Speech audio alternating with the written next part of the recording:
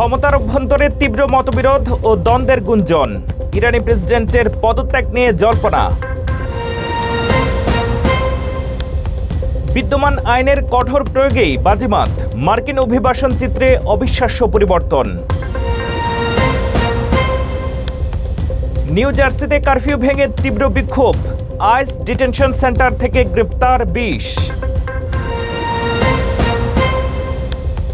এবং বেশি টাকা নয়, শান্তিতে বাঁচাই লক্ষ্য। উচ্চ বেতনের প্রমোশনও ফিরিয়ে দিচ্ছেন কর্মীরা। আসসালামু আলাইকুম, আমি নিয়ামতুল্লাহ সিরাজি আপনাদের সাথে আছি বাংলা টিভির প্রাইম নিউজে। শুনছিলেন SNS হোমলোন সংবাদ শিরোনাম, এবারে জানাবো বিস্তারিত। ইরানের প্রেসিডেন্ট মাসুদ পেজেকশিয়ানের পদত্যাগপত্র জমা দেওয়ার দাবি ঘিরে তেহরানে নতুন রাজনৈতিক উত্তেজনা তৈরি হয়েছে। ক্ষমতার ভেতরের দ্বন্দ্ব, বিপ্লবী গার্ডের প্রভাব এবং যুক্তরাষ্ট্রের সঙ্গে চলমান আলোচনার প্রেক্ষাপটে বিষয়টি ঘিরে নানা প্রশ্ন উঠেছে। ইরানের প্রেসিডেন্ট মাসুদ পেজেকশিয়ান পদত্যাগপত্র জমা দিয়েছেন। এমন একটি প্রতিবেদনের পর দেশটির রাজনৈতিক অঙ্গনে ব্যাপক আলোচনা শুরু হয়েছে। তবে ইরান সরকার এই দাবি সরাসরি অস্বীকার করেছে। লন্ডন ভিত্তিক সংবাদ মাধ্যম ইরান ইন্টারন্যাশনাল দাবি করেছে প্রেসিডেন্ট পেজেকশিয়ান সর্বোচ্চ নেতার কার্যালয়ে একটি পদত্যাগপত্র পাঠিয়েছেন। প্রতিবেদনে বলা হয়, চিঠিতে তিনি অভিযোগ করেছেন যে সরকার ও প্রেসিডেন্টের দপ্তরকে গুরুত্বপূর্ণ সিদ্ধান্ত গ্রহণ প্রক্রিয়া থেকে কার্যত দূরে রাখা হয়েছে এবং এর ফলে কঠোরপন্থী গোষ্ঠীগুলো, বিশেষ করে ইসলামিক রিভলিউশনারি গার্ড কর্পস, রাষ্ট্রীয় বিষয়ে আরও বেশি প্রভাব বিস্তার করছে। তবে ইরানের প্রেসিডেন্টের কার্যালয়ের কর্মকর্তারা এই খবরকে ভিত্তিহীন বলে উড়িয়ে দিয়েছেন। প্রেসিডেন্টের যোগাযোগ বিষয়ক এক কর্মকর্তা সামাজিক মাধ্যমে জানিয়েছেন, পেজেকশিয়ান জনগণের সেবা থেকে সরে দাঁড়াচ্ছেন না এবং তিনি দায়িত্ব পালন অব্যাহত রাখবেন। এদিকে মার্কিন প্রেসিডেন্ট ডোনাল্ড ট্রাম্প ইরানি কর্মকর্তাদের কঠিন আলোচক হিসেবে উল্লেখ করে বলেছেন, একটি বৃহত্তর সমঝোতায় পৌঁছতে ওয়াশিংটন ধৈর্যশীল অবস্থান বজায় রাখছে। বিশ্লেষকদের মতে, পদত্যাগের খবর সত্য হোক বা না হোক, এটি ইরানের ক্ষমতার কাঠামোর ভিতরে সম্ভাব্য মতবিরোধ ও প্রভাবের দ্বন্দ্বকে নতুন করে সামনে নিয়ে এসেছে। তবে এখন পর্যন্ত কোনো আনুষ্ঠানিক পদত্যাগ গৃহীত হয়েছে এমন তথ্য পাওয়া যায়নি। নতুন কোনো আইন ছাড়াই কেবল বিদ্যমান নিয়ম কঠোরভাবে প্রয়োগ করে যুক্তরাষ্ট্রে অবৈধ অভিবাসন নাটকীয়ভাবে কমিয়ে এনেছে ট্রাম্প প্রশাসন। কংগ্রেশনাল বাজেট অফিসের সাম্প্রতিক পরিসংখ্যানে উঠে এসেছে এই চাঞ্চল্যকর তথ্য, যা আগের সব হিসেব নিকেশ পাল্টে দিয়েছে। কিভাবে ঘটল এই বড় পরিবর্তন, বিস্তারিত জানুন রিপোর্টে। অবৈধ অভিবাসন রোধ করা অসম্ভব, এতদিন ধরে চলে আসা এমন দাবিকে সম্পূর্ণ ভুল প্রমাণ করেছে মার্কিন কংগ্রেশনাল বাজেট অফিস বা সিবিওর সাম্প্রতিক একটি প্রতিবেদন। সিটি জার্নালের বিশ্লেষক জেফ্রি এইচ অ্যান্ডারসন দেখিয়েছেন, অভিবাসন ব্যবস্থার বড় কোনো সংস্কার ছাড়াই কেবল বিদ্যমান ফেডারেল আইনের কঠোর প্রয়োগের মাধ্যমেই অবৈধ অভিবাসন নাটকীয়ভাবে কমিয়ে আনা সম্ভব। প্রেসিডেন্ট ডোনাল্ড ট্রাম্প ক্ষমতা গ্রহণের ঠিক আগে সিবিও অনুমান করেছিল যে 2025 সালের মধ্যে মার্কিন যুক্তরাষ্ট্রে অবৈধ অভিবাসীর সংখ্যা প্রায় 11 লাখ বৃদ্ধি পাবে। তবে ট্রাম্প প্রশাসনের নতুন নীতিমালার কারণে সিবিওর সেই পূর্বাভাস পুরোপুরি সংশোধন করেছে। নতুন হিসেব অনুযায়ী অভিবাসী বাড়াতো দূরের কথা, উল্টো সংখ্যাটি 3,60,000 কমে গেছে, যা আগের পূর্বাভাসের চেয়ে প্রায় 15 লক্ষ কম। কিন্তু কিভাবে সম্ভব হলো এই বড় পরিবর্তন? সিবিওর মতে এর পেছনে রয়েছে ট্রাম্পের কঠোর ইমিগ্রেশন পলিসি। বিশেষ করে আশ্রয় প্রার্থীদের যুক্তরাষ্ট্রে প্রবেশের অনুমতি না দিয়ে নিজ দেশে থেকে আবেদন করার নিয়মটি বড় ভূমিকা রেখেছে। এর মাধ্যমে সীমান্তে অবৈধভাবে প্রবেশকারীদের দেশের ভেতরে ছেড়ে দেওয়ার দীর্ঘদিনের আইনহীন চর্চা বন্ধ করা হয়েছে। হোয়াইট হাউস এবং মূলধারার সংবাদ মাধ্যমগুলো দাবি ভুল প্রমাণ করে এই পরিসংখ্যান দেখিয়েছে যে সংকটের সমাধানের জন্য নতুন কোনো আইনের প্রয়োজন ছিল না। কেবল খাতায় কলমে থাকা বিদ্যমান আইনগুলো সঠিক ও কঠোর বাস্তবায়নই যুক্তরাষ্ট্রের অভিবাসন চিত্রে এই অবিশ্বাস্য পরিবর্তন এনে দিয়েছে।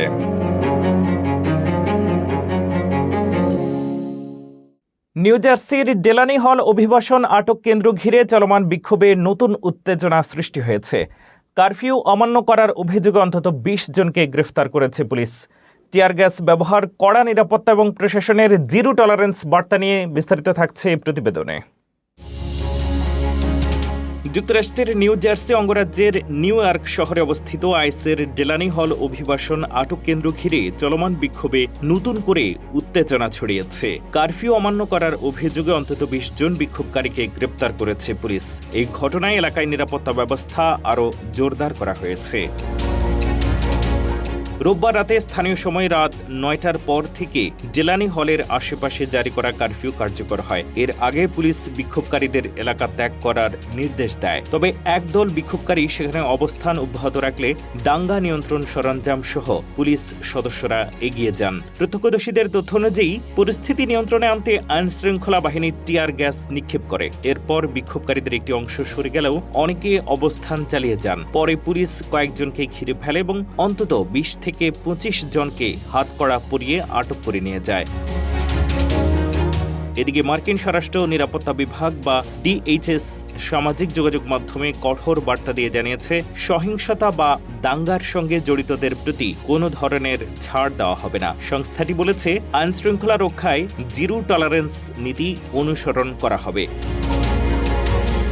উল্লেখ্য, গত কয়েক সপ্তাহ ধরে ডেলানি হল আটক কেন্দ্রের পরিবেশ ও বন্দীদের অবস্থার প্রতিবাদে বিক্ষোভ চলছে। বিক্ষোভকারীরা আটক কেন্দ্রের বিভিন্ন অনিয়ম ও মানবিক পরিস্থিতি নিয়ে উদ্বেগ প্রকাশ করলেও ট্রাম্প প্রশাসনের দাবি, কেন্দ্রটির জীবনযাত্রার মান যুক্তরাষ্ট্রের অনেক কারাগারের তুলনায় উন্নত। পরিস্থিতি ঘিরে রাজনৈতিক বিতর্ক ক্রমেই তীব্র হয়ে উঠছে। যুক্তরাষ্ট্রে গ্রিন কার্ড আবেদন নিয়ে বিভ্রান্তির মধ্যে বড় ইউটার্ন নিয়েছে ট্রাম্প প্রশাসন। অস্থায়ী ভিসাধারীদেরকে সবাইকে নিজ দেশে ফিরে আবেদন করতে হবে না বলে জানিয়েছে কর্তৃপক্ষ। আর নতুন ব্যাখ্যার পরও কেন কর্মকর্তাদের সিদ্ধান্ত এখনও গুরুত্বপূর্ণ, বিস্তারিত দেখুন প্রতিবেদনে। যুক্তরাষ্ট্রে গ্রিন কার্ড বা স্থায়ী বসবাসের আবেদন প্রক্রিয়া নিয়ে তৈরি হওয়া চরম ধোঁয়াশার মাঝে বড় ধরনের ইউটার্ন নিল ট্রাম্প প্রশাসন। সব অস্থায়ী ভিসাধারীকে নিজ দেশে ফিরে গিয়ে গ্রিন কার্ডের আবেদন করতে হবে না বলে স্পষ্ট করেছে মার্কিন স্বরাষ্ট্র মন্ত্রণালয়। সম্প্রতি মার্কিন অভিবাসন দপ্তর USCIS এক বিজ্ঞপ্তিতে জানিয়েছিল, অস্থায়ী ভিসাধারীরা যুক্তরাষ্ট্র থেকে গ্রিন কার্ডের আবেদন করতে পারবেন না। তাদের নিজ দেশে ফিরে দূতাবাসের মাধ্যমে আবেদন করতে হবে। এই ঘোষণায় অভিবাসীদের মাঝে তীব্র আতঙ্ক ছড়িয়ে পড়ে। তীব্র সমালোচনা করেন ডেমোক্রেট আইন প্রণেতা ও অভিবাসন আইনজীবীরা। প্রযুক্তি খাতের নেতারাও উদ্বেগ প্রকাশ করে বলেন, এর ফলে আমেরিকান কোম্পানিগুলো দক্ষ বিদেশি কর্মী সংকটে পড়বে। পরিস্থিতি সামাল দিতে নিউ ইয়র্ক টাইমসকে দেওয়া সাক্ষাৎকারে DHS এর মুখপাত্র জানান, আগের বিজ্ঞপ্তিটি কোনো বাধ্যতামূলক নিয়ম ছিল না, বরং তা ছিল কর্মকর্তাদের বিবেচনামূলক ক্ষমতার একটি স্মরণিকা মাত্র। যাদের ভিসার মেয়াদ শেষ বা যারা সরকারি সহায়তার উপরে নির্ভরশীল, মূলত তাদের ক্ষেত্রেই নিজ দেশে ফেরার নিয়মটি প্রযোজ্য হতে পারে, সবার জন্য নয়। তবে স্বস্তি মিললেও কড়াকড়ি পুরোপুরি কমেনি।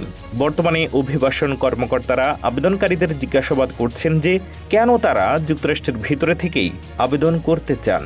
আইনজীবীরা বলছেন, চূড়ান্ত সিদ্ধান্ত সংশ্লিষ্ট কর্মকর্তার উপর নির্ভর করায় এখনই আতঙ্কিত না হয়ে প্রবাসীদের সতর্ক থাকা জরুরি।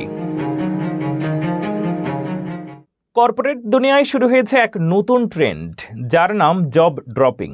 বেশি টাকা আর বড় পদের মোহ ত্যাগ করে কর্মীরা এখন বেছে নিচ্ছেন কম চাপের চাকরি। কিন্তু কেন এমন সিদ্ধান্ত নিচ্ছেন তারা? কর্পোরেট সংস্কৃতির এই বড় পরিবর্তনের পেছনের কারণ জানুন প্রতিবেদনে। উচ্চ বেতন আর বড় পদের লোভে কর্পোরেট সিঁড়ি বেয়ে উপরে ওঠার দিন কি তবে শেষ? সাম্প্রতিক একটি গবেষণা বলছে, বর্তমানে কর্মব্যস্ত ও ক্লান্ত কর্মীরা এখন বেশি বেতনের প্রমোশন বা পদোন্নতিও ফিরিয়ে দিচ্ছেন। কারণ তারা বাড়তি টাকা চান, কিন্তু তার সাথে আসা অতিরিক্ত মানসিক চাপ, উদ্বেগ আর ডিপ্রেশন নিতে একদমই রাজি নন। AI ক্যারিয়ার টুল কিক রিজিউম 1028 জন কর্মীর ওপর একটি জরিপ চালায়। সেখানে দেখা গেছে প্রায় 80% কর্মী মনে করেন তাদের মানসিক স্বাস্থ্য খারাপ হওয়ার জন্য সরাসরি তাদের চাকরি দায়ী। এমনকি 40% কর্মী কেবল মানসিক শান্তির জন্য চাকরি ছেড়ে পর্যন্ত দিয়েছেন। অন্যদিকে 70% কর্মী জানিয়েছে ভালো বেতন পেলেও তারা এমন কোম্পানিতে কাজ দেবেন না যেখানে মানসিক স্বাস্থ্য সুরক্ষার কোনো সুবিধা নেই।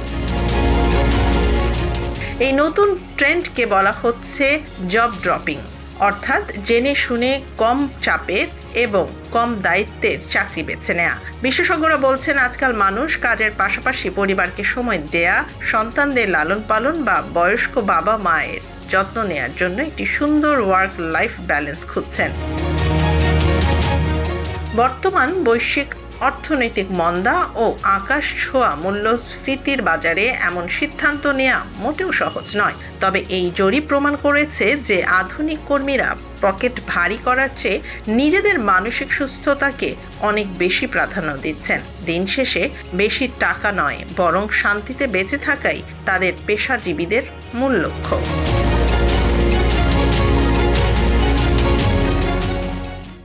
নিউ ইয়র্ক থেকে স্পেনগামী একটি ইউনাইটেড এয়ারলাইন্স ফ্লাইট মাঝ আকাশ থেকে ফিরিয়ে আনা হয় ফিটবিটের নাম ঘিরে নিরাপত্তা সতর্কতার কারণে। যাত্রাপথে সন্দেহজনক ব্লুটুথ ডিভাইস শনাক্ত হওয়ায় পুরো প্লেন স্ক্যান করা হয় এবং যাত্রীদের পুরো স্ক্রিনিং করা হয়। বিস্তারিত আরও জানুন রিপোর্টে। যুক্তরাষ্ট্রের নিউ ইয়র্ক থেকে স্পেনগামী একটি ইউনাইটেড এয়ারলাইন্স ফ্লাইট মাঝ আকাশ থেকে ফিরে আসায় নতুন করে নিরাপত্তা উদ্বেগ তৈরি হয়েছে। শনিবার সন্ধ্যায় উড্ডয়ন করা বিমানটি পরে জরুরি কারণে আবার নিউ ইয়র্ক লিবার্টি ইন্টারন্যাশনাল এয়ারপোর্টে অবতরণ করে। প্রতিবেদন অনুযায়ী ফ্লাইটে থাকা এক যাত্রীর ফিটবিট ডিভাইসের ব্লুটুথ নাম বোম্ব হিসেবে দেখা গেলে সেটি নিরাপত্তার ঝুঁকি হিসেবে বিবেচনা করা হয়। বিষয়টি শনাক্ত করার পর পাইলটরা এয়ারলাইন্স কর্তৃপক্ষ ও নিরাপত্তা সংস্থার সঙ্গে যোগাযোগ করেন। পরে সতর্কতামূলক ব্যবস্থা হিসেবে বিমানটি ঘুরিয়ে আনা হয়। প্রায় 190 জন যাত্রী ও 12 জন ক্রু সদস্য থাকা বোয়িং 767 বিমানটি স্থানীয় সময় রাত 9:30টার দিকে আবার নিউ ইয়র্কে অবতরণ করে। এরপর বিমানটিকে নিরাপত্তা সংস্থার সদস্যরা ঘিরে ফেলে এবং পুরো বিমানটি তল্লাশি করা হয়। যাত্রীদের টার্মিনালে নামিয়ে পুনরায় টিএসএ এবং কাস্টমস অ্যান্ড বর্ডার প্রোটেকশন কর্তৃক স্ক্রিনিং করা হয়। পরে তাদের নতুন ক্রু নিয়ে বিকল্প ফ্লাইটে স্পেনের পালমা দে মায়োরকায় পাঠানো হয়। পরবর্তীতে জানা যায় ওই বোম্ব নামটি আসলে একজন 16 বছর বয়সী যাত্রীর ফিটবিট ডিভাইসের ব্লুটুথ নাম ছিল। বিষয়টি ভুল বোঝাবুঝি হলেও নিরাপত্তা প্রোটোকল অনুযায়ী কঠোর ব্যবস্থা নেওয়া হয়। ইউনাইটেড এয়ারলাইন্স জানায় যাত্রী ও ক্রুদের নিরাপত্তা তাদের সর্বোচ্চ অগ্রাধিকার। তাই সম্ভাব্য ঝুঁকি দেখা দিলে সতর্কতামূলক সিদ্ধান্ত নেওয়া হয়। এ ঘটনায় ফেডারেল তদন্ত সংস্থা এফবিআই বিষয়টি খতিয়ে দেখছে। যদিও এখন পর্যন্ত কোনো অভিযোগ দায়ের হয়নি, তবে বিষয়টি নিয়ে তদন্ত চলছে বলে জানিয়েছে সংশ্লিষ্ট সূত্র। যুক্তরাষ্ট্রে নতুন একটি ফেডারেল বিধিমালা ঘিরে তীব্র বিতর্ক শুরু হয়েছে, যেখানে সব নতুন গাড়িতে চালকের আচরণ পর্যবেক্ষণ প্রযুক্তি বাধ্যতামূলক করার পরিকল্পনা রয়েছে। এই প্রযুক্তি চালকের অক্ষমতা বা মদ্যপ অবস্থায় গাড়ি চালানো শনাক্ত করতে পারবে এবং প্রয়োজনে গাড়ির নিয়ন্ত্রণ সীমিত বা বন্ধ করে দিতে পারবে। 2021 সালে পাশ হওয়া হল্ট ড্রাঙ্ক ড্রাইভিং অ্যাক্টের আওতায় national highway traffic safety administration NHTSA এই নিয়ম প্রণয়নের কাজ করছে। আগামী কয়েক বছরের মধ্যেই এটি কার্যকর হতে পারে বলে ধারণা করা হচ্ছে। সমর্থকরা বলছেন এটি সড়ক দুর্ঘটনা ও প্রাণহানি কমাতে সহায়ক হবে। তবে সমালোচকরা একে নাগরিক স্বাধীনতা এবং গোপনীয়তার জন্য বড় হুমকি হিসেবে দেখছেন। তাদের মতে এই প্রযুক্তি গাড়ি নির্মাতা আর সরকারের হাতে অতিরিক্ত নজরদারির ক্ষমতা দিতে পারে। এখন কংগ্রেসের সিদ্ধান্তের উপরে নির্ভর করছে এই বিতর্কিত ব্যবস্থা বাস্তবায়িত হবে কিনা। যুক্তরাষ্ট্রের মিশিগানের বাংলাদেশি কমিউনিটিতে এখন আলোচনার কেন্দ্রবিন্দুতে সিনেট নির্বাচনের প্রার্থী ডক্টর আবদুল্লাহ আল সাইয়েদ। গতকাল রোববার ওয়ারেন সিটিতে আলোচিত এই প্রার্থীকে নিয়ে বাংলাদেশি কমিউনিটির মিট অ্যান্ড গ্রিট অনুষ্ঠানে ছিল ব্যাপক উপস্থিতি। বিস্তারিত জানাচ্ছেন ফারজানা আফরোজ। যুক্তরাষ্ট্রের মিশিগানের সিনেট নির্বাচনের প্রার্থী ডক্টর আব্দুল আল সাইয়েদের সমর্থনে মিট অ্যান্ড গ্রিট অনুষ্ঠান গতকাল রোববার বিকেলে সম্পন্ন হয়। ওয়ারেন সিটির আইভানা ব্যাংকুয়েট হলে হেভিওয়েট এই প্রার্থীর জন্য জড়ো হন প্রায় 2 শতাধিক বাংলাদেশি আমেরিকান। অনুষ্ঠিত মিট অ্যান্ড গ্রিট অনুষ্ঠানে অংশ নেন বাংলাদেশি কমিউনিটির রাজনীতিবিদ, ব্যবসায়ী, পেশাজীবী, কমিউনিটি নেতা, তরুণ ভোটার সহ বিভিন্ন শ্রেণী পেশার মানুষ। School or not fund to school, they affect you too. The decisions that get made about whether or not you have health care, they affect us too. Meet and greet অনুষ্ঠানে Abdul সায়েদ স্বাস্থ্যসেবা, অর্থনীতি, কর্মসংস্থান, শিক্ষা এবং অভিবাসী কমিউনিটির বিভিন্ন বিষয় নিয়ে নিজের পরিকল্পনা তুলে ধরেন। পাশাপাশি উপস্থিত বাংলাদেশিদের বিভিন্ন প্রশ্নের উত্তর দেন এবং তাদের মতামত শোনেন। First member of our Muslim community to the U.S. Senate in American history. Doctor Abdul El Sayed মিশিগানের রাজনৈতিক অঙ্গনের পরিচিত মুখ। তিনি একসময় ওয়েইন কাউন্টির স্বাস্থ্য বিভাগের পরিচালক হিসেবে দায়িত্ব পালন করেছেন। কোভিড মহামারীর সময় জনস্বাস্থ্য বিষয়ক নেতৃত্বের জন্য জাতীয় পর্যায়েও ব্যাপক পরিচিতি লাভ করেন। And having made a plan to vote between June 25th and August 4th. মাত্র 41 বছর বয়সী এই প্রার্থীকে ডেমোক্রেটিক রাজনীতির নতুন প্রজন্মের অন্যতম শক্তিশালী কণ্ঠ হিসেবে দেখা হচ্ছে। Zebalakse, I'm a very important আমরা community voice when as I campaign like Abdul Shobrer voice when the up north Detroit, Hamtramck, Grand Rapids, Shobrer voice important. Abdul only person is a Gaza genocide dahe. Show about the candidates Foishane Israel lobby taki. So very important Abdul আমরা community support করে দেখে আর আমি excited আরো event করতাম আব্দুল লগে। অনুষ্ঠানে উপস্থিত অনেক বাংলাদেশি আমেরিকান আব্দুল আল সাইয়েদের প্রতি তাদের সমর্থনের কথাও জানান। তাদের মতে একজন মুসলিম এবং অভিবাসী পরিবারের সন্তান হিসেবে আব্দুল আল সাইয়েদ অসম্ভব রকমের জনপ্রিয় প্রার্থী। আলহামদুলিল্লাহ আমরা ভেরি শর্ট নোটিসে একটা বিগ গ্যাদারিং হয়েছে। আমরা এই নেইবারহুডও মেট্রো ডিট্রয়েটও প্রায় 150,000 বাংলাদেশি আমেরিকান আছেন এবং বাংলাদেশি আমেরিকানোর ফুল সাপোর্ট আছে বিহাইন্ডও আব্দুল আল সাইদের প্রতি। Abdul El Sayed is a very good candidate, he is a well educated এবং গভর্নরও রান করছে 2018ও he got like more than 350,000 vote. So hopefully he will win. And আমরা সবাইকে বাংলাদেশি আমেরিকান সহ সবাইকে আমরা অনুরোধ করব সবাই প্রাইমারিতে আসেন। Primary election very important. আগস্টের 4 তারিখে প্রাইমারি ইলেকশন হবে। সেই প্রাইমারি ইলেকশনে ভোট দিতে হবে। ভোট দিয়ে যদি আব্দুল উইন করতে পারে তাহলে মেইন ইলেকশনে যাবে। সুতরাং primary election is very important. Everybody has to come out and vote. আসসালামু আলাইকুম। আমি যেটা মেসেজ দিতে চাই আমাদের কমিউনিটির ভাই বোনদেরকে, আমরা একজন গ্রেট ক্যান্ডিডেট পেয়েছি, খুবই ভালো, যিনি একাধারে আমাদের ইমিগ্রান্টদের জন্য খুবই ফেভারেবল। আমি বাংলাদেশি কমিউনিটির ভাই বোনদেরকে বলবো মেইন স্ট্রিম পলিটিক্সে সবারই ইনভলভ হওয়া দরকার, বাংলাদেশি পলিটিক্স থেকে বেরিয়ে আসা দরকার এবং আব্দুলের মতো ক্যান্ডিডেটের জন্য যেন আমরা সবাই সিরিয়াসলি কাজ করি। বিশেষত যে রিকোয়েস্টটা রাখতে চাই, আমরা ভোটের দিন ভোট দিতে চাই না। আমেরিকার একজন সিটিজেন আপনার আমার এটা নৈতিক দায়িত্ব যেন ভোটের হলে গিয়ে ভোট প্রদান করি, অ্যাটলিস্ট না হয় অ্যাবসেন্টি ভোটটাকে ইউজ করার চেষ্টা করি। এবং আব্দুলের মতো একজন ক্যান্ডিডেট যে ইমিগ্রেন্টের জন্য কাজ করবে, যে আমাদের কমিউনিটির জন্য কাজ করবে, এরকম একজন লিডারকে আমরা হারাতে চাই না। সো আমাদের সবার জন্য সর্বাত্মক সহযোগিতা থাকে, আব্দুল সাইদের জন্য আমরা সবাই সহযোগিতা করতে পারি এই প্রত্যাশা করছি। আসসালামু thank you to everybody that came. আজকে সানডে আর মানুষের অফ ডে আর দুইটাত সবাই শোন, তো রিয়েলি থ্যাংক ইউ। আর আমরা কমিউনিটি স্ট্রেংথ আজকে দেখা যায়। আমি এক্সাইটেড। আমরা ইলেকশন ডে August 4th লাগে সবরে বাগরতাম, আবার November 3rd পুরা ইলেকশন মহড়া লাগে। তো very excited.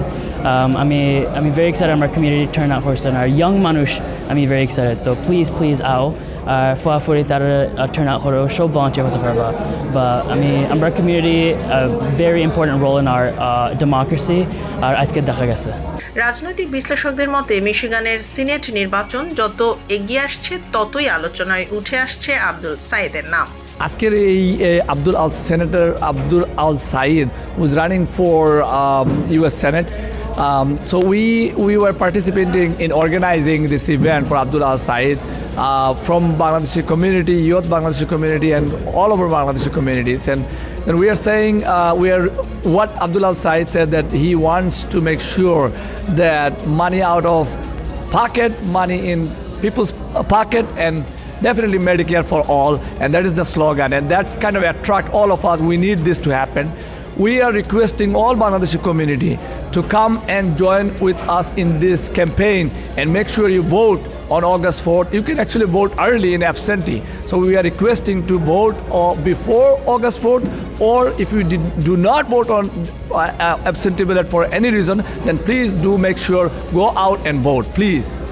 Thank you all. Today we gathered here in Warren for Dr. Abdul Al Said, U.S. Senate. I, Naeem Lian Chowdhury, endorsed Abdul Al Said for US Senate from Bangladeshi American community. Please vote for Abdul Al Said August 4th, 2026. Let us put our voice in US Senate. Thank you.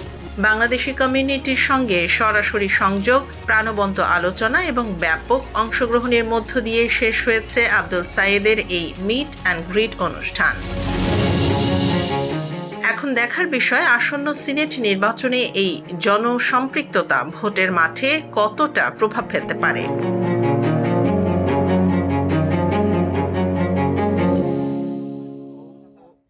যুক্তরাষ্ট্রের মিশিগানে বিএনপির প্রতিষ্ঠাতা chairman ও শহীদ রাষ্ট্রপতি জিয়াউর রহমানের ৪৫তম শাহাদাত বার্ষিকী উপলক্ষে আলোচনা সভা অনুষ্ঠিত হয়েছে। বাংলাদেশ জাতীয়তাবাদী দল বিএনপি মিশিগান শাখার উদ্যোগে আয়োজিত এই অনুষ্ঠানে জিয়াউর রহমানের রাজনৈতিক দর্শন, রাষ্ট্রনায়কত্ব এবং বাংলাদেশের গণতন্ত্র প্রতিষ্ঠায় তার অবদান তুলে ধরেন নেতৃবৃন্দ। বিস্তারিত রিপোর্টে। শহীদ রাষ্ট্রপতি ও বিএনপির প্রতিষ্ঠাতা চেয়ারম্যান জিয়াউর রহমানের ৪৫তম শাহাদাত বার্ষিকী উপলক্ষে যুক্তরাষ্ট্রের মিশিগানে অনুষ্ঠিত হয়েছে আলোচনা সভা। রোববার সন্ধ্যায় হ্যাম্পটামাক সিটির আলাদিন রেস্টুরেন্টে বাংলাদেশ জাতীয়তাবাদী দল বিএনপি মিশিগান শাখার উদ্যোগে এ অনুষ্ঠানের আয়োজন করা হয়। মিশিগান বিএনপির সভাপতি দেওয়ান আকমল চৌধুরীর সভাপতিত্বে এবং সাধারণ সম্পাদক সেলিম আহমেদের সঞ্চালনায় অনুষ্ঠানের শুরুতে পবিত্র কোরআন থেকে তেলাওয়াত করেন দেওয়ান আবু হুরায়রা। আলোচনা সভায় বক্তব্য রাখেন মিশিগান বিএনপির সাবেক উপদেষ্টা খন্দকার ইউসুফ কামাল, সিলেট মহানগর বিএনপির প্রতিষ্ঠাতা সহ সভাপতি তারেক আহমেদ চৌধুরী, বিএনপি নেতা ও সাবেক চেয়ারম্যান নসিরুল হক শাহিন, জিলাল উদ্দিন, রাজু আহমেদ তালুকদার, মাজহারুল ইসলাম ডালিম, ময়নুল হক, মোশাররফ চৌধুরী লিটু, ওয়াসিমুজ্জামান রনি সহ বিএনপি ও অঙ্গ সংগঠনের বিভিন্ন পর্যায়ের নেতারা। বক্তারা বলেন, জিয়াউর রহমান বাংলাদেশের ইতিহাসে এক ক্ষণজন্মা রাষ্ট্রনায়ক। তার কর্মময় জীবন, দেশপ্রেম এবং নেতৃত্ব গুণ বাংলাদেশের মানুষের হৃদয়ে স্থায়ী স্থান করে নিয়েছে। তারা আরও বলেন, বহুদলীয় গণতন্ত্র প্রতিষ্ঠায় জিয়াউর রহমান গুরুত্বপূর্ণ ভূমিকা পালন করেছেন।